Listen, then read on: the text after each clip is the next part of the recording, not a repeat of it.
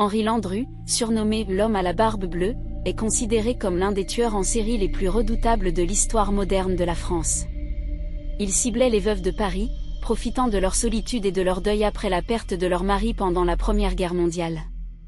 Malgré les suspicions entourant sa manipulation de 283 veuves et la disparition d'un grand nombre d'entre elles, Henri Landru a été reconnu coupable de seulement 11 meurtres. La police n'a jamais réussi à retrouver les corps de ses victimes, se basant uniquement sur des restes osseux enterrés sous du papier d'emballage et des tissus brûlés.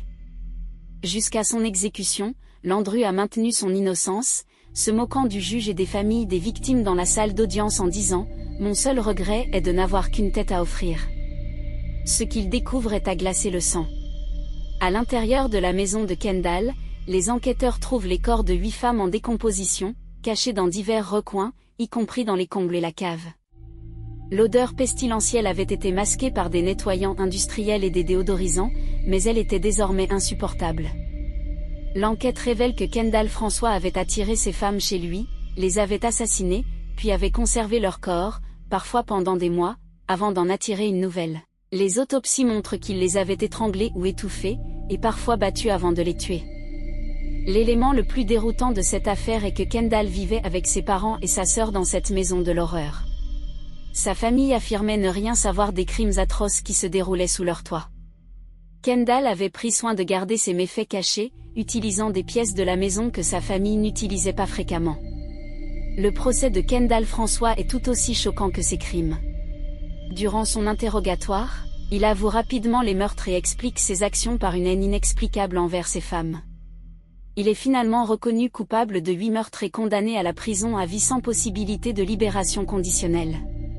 Ce qui est fascinant et bizarre dans cette histoire, c'est l'incapacité de la famille de Kendall à remarquer quelque chose d'aussi énorme et la façon dont un homme ordinaire peut cacher un tel côté sombre.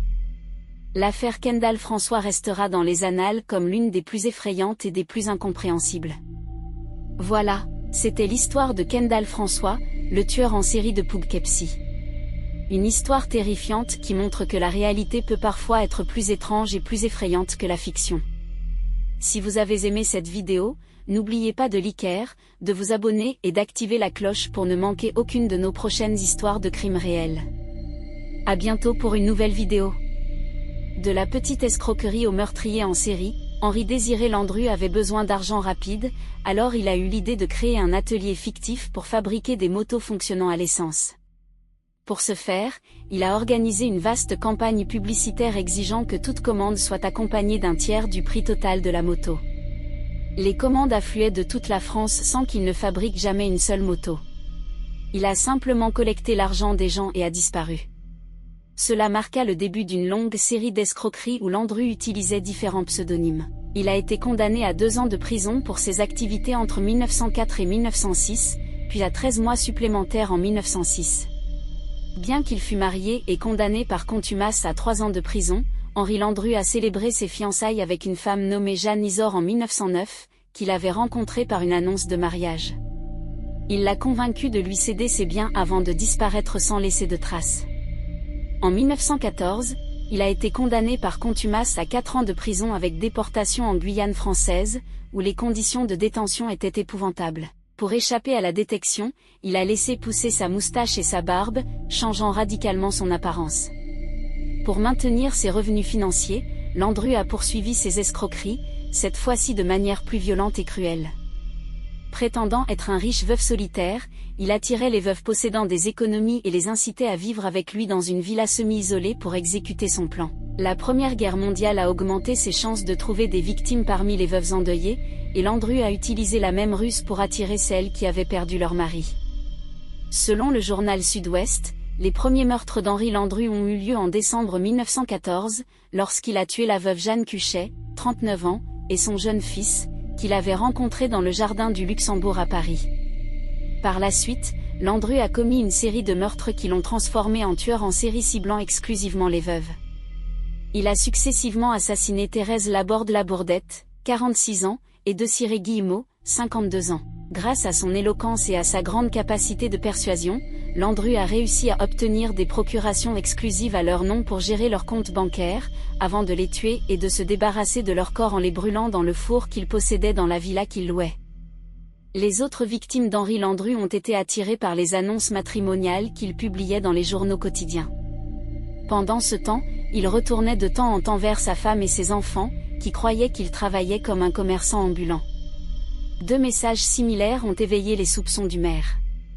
4 ans après sa période de dissimulation et de fraude, les traces d'Henri Landru ont été découvertes à la fin de l'année 1918, lorsque le maire de la petite ville de Gambais, près de Paris, a reçu une lettre d'une dame nommée Bella, lui demandant des nouvelles de son amie Anna Colomb, une veuve de 44 ans fiancée à Monsieur Dubois et vivant avec lui à Gambais. Quelque temps plus tard, le maire reçoit une autre lettre d'une femme appelée Lacoste, demandant des nouvelles de sa sœur Célestine Boisson, également une veuve de 44 ans installée à Gambais avec Monsieur Fremiet.